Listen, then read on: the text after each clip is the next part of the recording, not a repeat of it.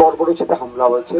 এই হামলার বিরুদ্ধে ইন্ডিয়ান সেকুলার ফ্রন্ট প্রতিবাদ জানিয়ে আজকে কলকাতায় একটি ধিক্কার মিছিল ডেকেছে। এই মিছিল থেকে আমাদের দাবি উঠছে যে এই হামলাকে প্রতিহত করতে হবে। ভারতবর্ষের মতো পবিত্র জমিনে এই শান্তির মাটিতে কোন রকম সন্ত্রাসবাদের জায়গা নয়। যারা এই সন্ত্রাসবাদের সাথে যুক্ত, যে বা যারা এদেরকে সহযোগিতা করছে, প্রত্যেককে 6 মাসের মধ্যে বিচার করে দিল্লির ইন্ডিয়া গেটের সামনে তাদেরকে ফাঁসিতে ঝোলাতে হবে। তবে একটা তদন্ত কমিটি গঠন করার দাবি উঠছে আমাদের পার্টির পক্ষ থেকে। সেটা কি, দেশের প্রধানমন্ত্রী, দেশের স্বরাষ্ট্রমন্ত্রী, দিল্লির মুখ্যমন্ত্রী যেহেতু দিল্লিতে ঘটনা ঘটেছে, এদিকে একদিকে লোকসভার বিরোধী দলনেতা রাহুল গান্ধীজি, রাজ্যসভার বিরোধী নেতা থেকে শুরু করে সর্বভারতে যে সমস্ত রাজনৈতিক দলগুলো আছে তাদের প্রতিনিধি রেখে, এবং যে সমস্ত এজেন্সি গুলো আছে আমাদের দেশের ন্যাশনাল লেভেলে, সেই এজেন্সির যারা টপ বস আছেন তাদেরকে, টপ চেয়ার যিনারা আছেন তাদেরকে রেখে, এবং সুপ্রিম কোর্টের বিচারপতিদেরকে দিয়ে একটা তদন্ত কমিটি গঠন করা হোক, যার ডেডলাইন হোক 6 মাস। 6 মাসের মধ্যে তদন্ত করে যারা এই কর্মকাণ্ডের সাথে যুক্ত সরাসরি এবং যারা তাকে সহযোগিতা করেছে প্রত্যেককে চিহ্নিত করে শাস্তি ব্যবস্থা হোক, সেই শাস্তি দেওয়া হোক, তাদের ফাঁসি ইন্ডিয়া গেটের সামনে তাদেরকে ঝুলিয়ে দেওয়া হোক। কারণ এই যে দেশের রাজধানীতে হামলা হয়েছে, শুধু দেশের মানুষের 140 কোটি মানুষের বুকে আঘাত দেয়নি। এই হামলাটা কি হয়েছে? এই হামলাটা বিশ্বের দরবারে আমাদের মাথা হেঁট হয়ে গেছে। তো জবাব আমাদেরকে দিতে হবে, বিশ্বের কাছেও জবাব দিতে হবে। আমাদের বুকের জ্বালাটা মিটবে যখন ওই কুলাঙ্গার গুলোকে, শয়তান গুলোকে, দরবার গুলোকে তখন ধরে ফাঁসিতে ঝুলানো হবে।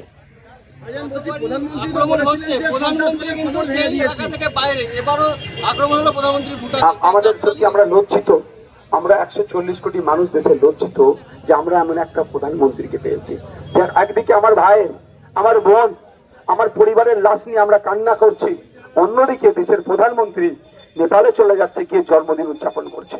মানে এই ধরনের প্রধানমন্ত্রী মানে ইতিপূর্বে দেশ দেখেনি। 140 কোটি মানুষকে প্রধানমন্ত্রী অপমান করছে, এই অপমানের জবাব মানুষকেই দিতে হবে। আর কি বলছে প্রধানমন্ত্রী? বলেছিলেন সন্ত্রাসবাদের কোমর ভেঙে দিয়েছে, তারপরেও সন্ত্রাসবাদী। কেন্দ্রের বিজেপি সরকার 2014 সালের আগে থেকে শুরু করে আজকে পর্যন্ত যে কথা প্রতিশ্রুতি দিয়েছে একটা পূরণ করতে পেরেছে, সবটাই ব্যর্থ।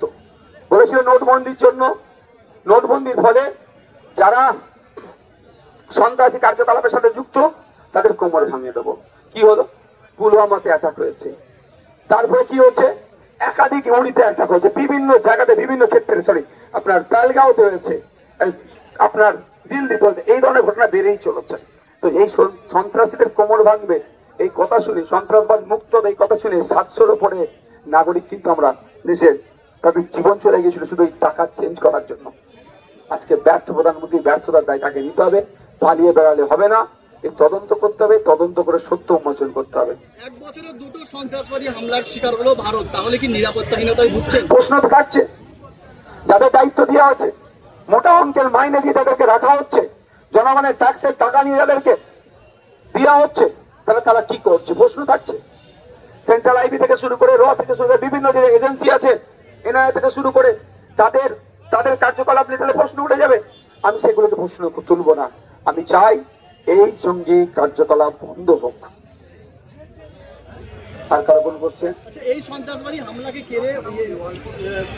হামলাকে কেন্দ্র করে একটা বৈরিকীকরণ তৈরি করার চেষ্টা করছে বারবার। বিজেপি ব্যর্থতাকে সুকৌশলে তাদের সফলতা করে নেয়। বিজেপির অন্যায়কে সুকৌশলে মিডিয়ার একটা অংশকে কাজে লাগিয়ে তারা তাদের এটা সফলতা হিসাবে দেখায়। বৈরিকীকরণ তাদের হিন্দুত্বের একটা ব্যবস্থা করছে। ফেলিওর হয়েছে ইন্টেলিজেন্স, ফেলিওর হয়েছে গোয়েন্দা বিভাগ, সন্ত্রাসবাদ হামলাকে আটকাতে পারেনি। এখন ওই ব্যর্থতা ঢাকা দেওয়ার জন্য হিন্দু মুসলমানের খেলা খেলতে শুরু করে দিয়েছে। ওই ব্যর্থতাকে ঢাকা দেওয়ার জন্য তারা তাদের মতো ভাবে এটাকে ইউজ করছে। তবে আমি একটা কথা বলবো, দেশের মানুষকে ঐক্যবদ্ধ হতে হবে। যে কোনো ধরনের সন্ত্রাসবাদের বিরুদ্ধে দেশের মানুষকে ঐক্যবদ্ধ হয়ে লড়াই করতে হবে।